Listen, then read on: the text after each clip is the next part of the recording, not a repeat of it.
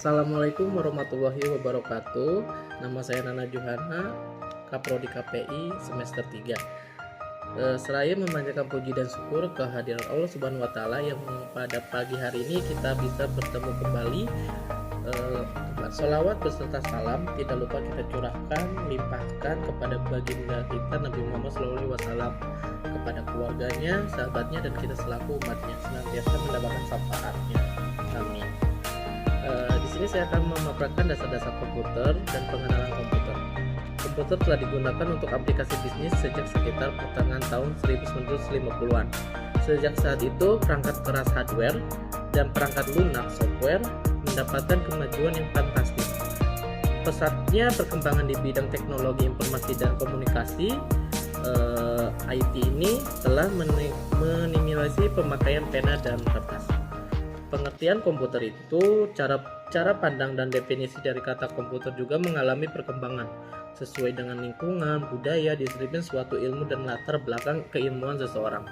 Seperti ilmu komputer dari sisi bahasa menurut Bernhard Forster's Definition of Etymology, kata tersebut digunakan dalam bahasa Inggris pada tahun 1646 sebagai kata bagi orang yang menghitung, dan lalu menjelang 1897 juga untuk alat menunjukkan kepada para pekerja wanita dari Inggris yang pekerjaannya memperhitungkan jalan artileri perang besar dengan mesin seperti ini.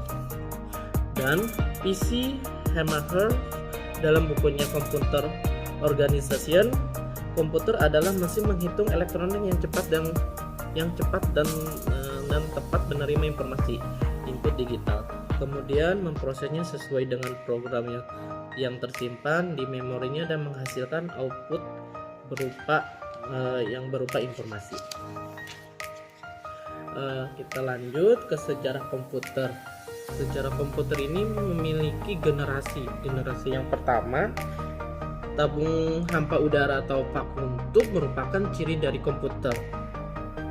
Generasi pertama dengan salah satu bahan bakunya terbuat dari kaca sehingga mudah pecah dan mudah menyerap atau menyalurkan panas.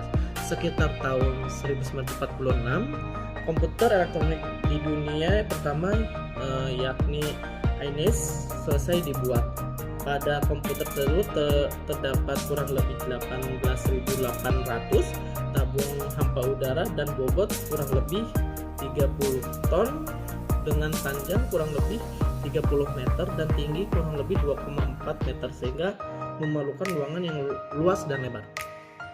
Lanjut, generasi kedua ini, permulaan bahan baku ini merupakan transistor yang terdiri dari basic, kolektor, dan emitter.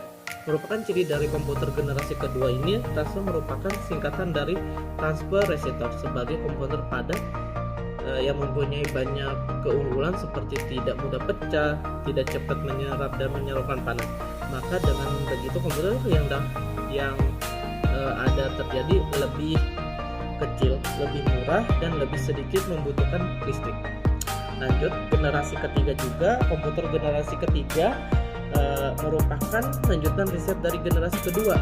Dengan hasil riset yang bahwa transistor dapat mendapatkan integrator atau IC, dan IC ini adalah gabungan dari ribuan transistor dalam bentuk silicon dengan bentuk kecil yang sangat kecil untuk ukuran beberapa milimeter loh. Contoh komputer generasi ini adalah Apple Computer, TRS model 180 dan IMB S364. Lanjut, generasi keempat. Pada generasi ini ditandai dengan munculnya LSI atau Light Cell Integration yang merupakan pemadatan ribuan IC ke dalam sebuah chip, dan chip ini digunakan untuk menunjukkan suatu lempengan persegi 4 yang memuat rangkaian terpadu yang terintegrasi di sirkuit. Kita lanjut lagi ke komputer dan komputer juga untuk berdasarkan jenisnya. Sejarah perkembangan komputer dari generasi ke generasi memperlihatkan bagaimana keadaan secara fisiknya. bentuk komputer berdasarkan jenisnya, dibedakan berdasarkan golongan. Dan kapasitas penyimpanannya juga atau datanya yang sangat diolah. Satu, berdasarkan golongan. Golongan ini general purpose komputer adalah komputer yang bisa atau yang umum digunakan untuk mengerjakan pekerjaan sehari-hari atau rutinitas seperti pekerjaan kantor yang bervariasi. Kedua, berdasarkan kapasitas komputer mikro, komputer mini, komputer mainframe, dan komputer super. Yang ketiga, terakhir ini berdasarkan data yang diolah, ya seperti digital komputer, analog komputer, dan hybrid komputer. Lanjut, kita ke materi dakwahnya ya. Sebelum kita ke pembahasan langkah baik, kita dikenali dulu apa sih yang dinamakan dakwah. Dakwah adalah merupakan proses suatu upaya mengajak kepada kebaikan dan produktivitas, maka itu produktivitas umat muslim di era modern sekarang harus berkembang sebaik mungkin. Umat muslim mesti memiliki kemampuan untuk berkompetisi dengan umat-umat yang lain sehingga lahir umat muslim yang berkarakter kuat dan tangguh. Terus di era modern ini mengajar agama Islam tidak lagi menjadi otoritas seorang ulama di mana saja, kapan saja, dan bagaimana caranya. Orang bisa belajar agama Islam. Masyarakat sekarang ini tidak hanya menggunakan ulama sebagai narasumber satu-satunya untuk mendapatkan pengetahuan keagamaan. Masyarakat bisa mendapatkan memanfaatkan dari televisi, radio, surat kabar, handphone, video, CD-ROM, atau buku, majalah, dan lain-lain. Di era globalisasi yang ditandai dengan kemajuan teknologi seperti sekarang harus menuntut dari dai memiliki kecakapan dan pengolahan teknologi sebagai media dakwah. Dai tidak boleh hanya menunggu masalah yang datang untuk berdakwah. Jainuddin Sadar menyebut bahwa dai harus jemput bola guna membangun interaksi, komunikasi, dan kelekatan terhadap umat atau manusia. Lanjut, dari situ kita ke manfaat new media atau blog dan YouTube sebagai sarana dakwah. Dakwah dapat kita dengarkan dengan mudah di zaman modern seperti ini loh.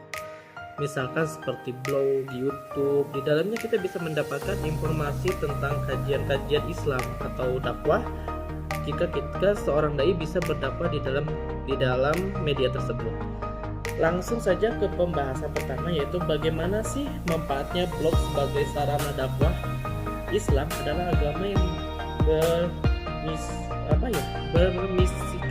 berisikan dakwah.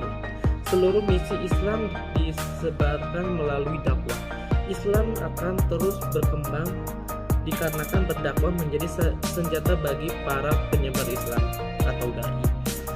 Namun Islam akan pernah bila misi dakwah itu dijalankan. Maka sebagai agama yang membawa rahmat kepada seluruh alam, Islam menganjurkan kepada umatnya untuk berdakwah.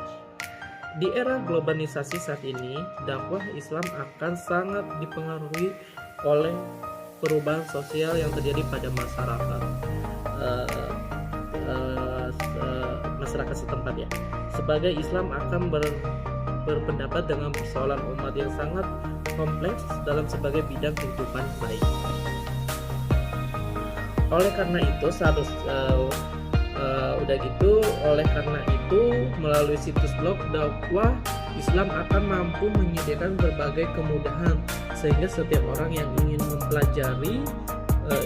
mempelajari isi atau Islam cukup hanya melalui blog tanpa harus menghadiri pengajian secara tatap muka.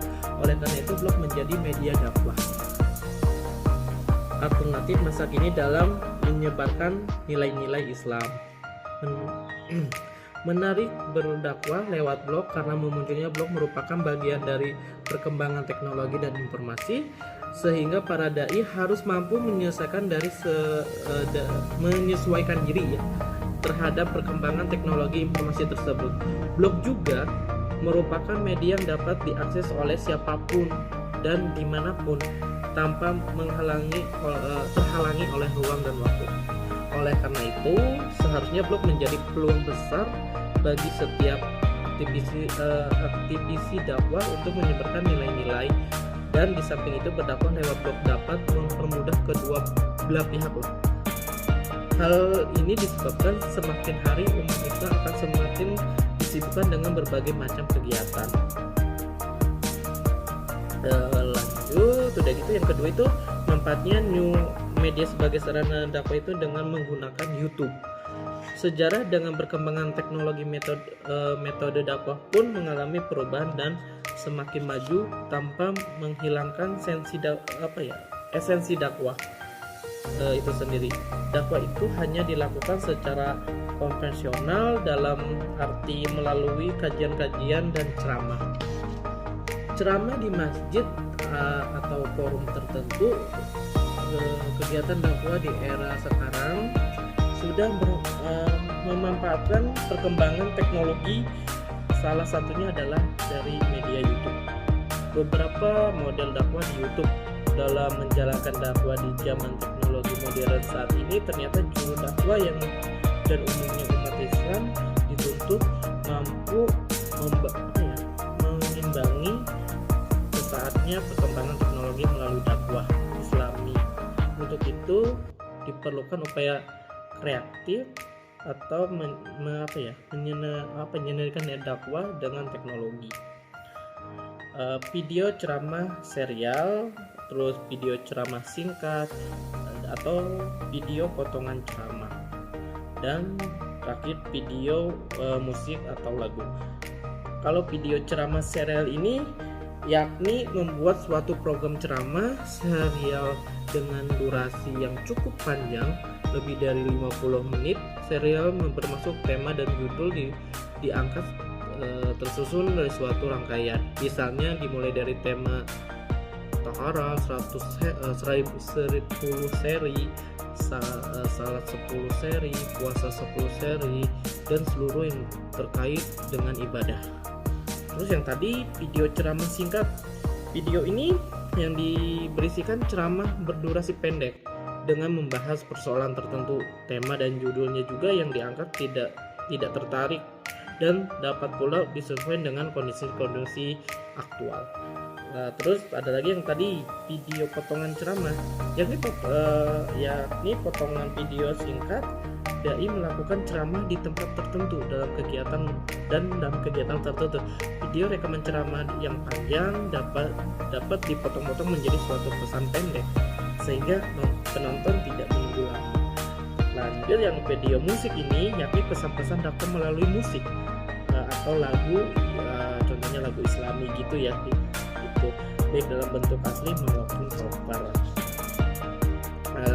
Lanjut ini adalah satu lagi nih, video cerita, yakni membuat video singkat yang isinya memiliki jalan cerita layaknya kayak film. Dalam ini bisa termasuk film pendek. Terus arilan langsung, yakni melakukan siaran langsung untuk setiap penceramah seorang dai di suatu tempat, misalnya ceramah saat acara peringatan Isra Mi'raj. Ini dimasukkan dengan live ya. Terus terakhir video komunikasi, yakni video yang diproduksi oleh komunitas tertentu yang memiliki fiksi dakwah. Isi videonya yang produksi bergantung pada skop dan fokus komunitas tersebut.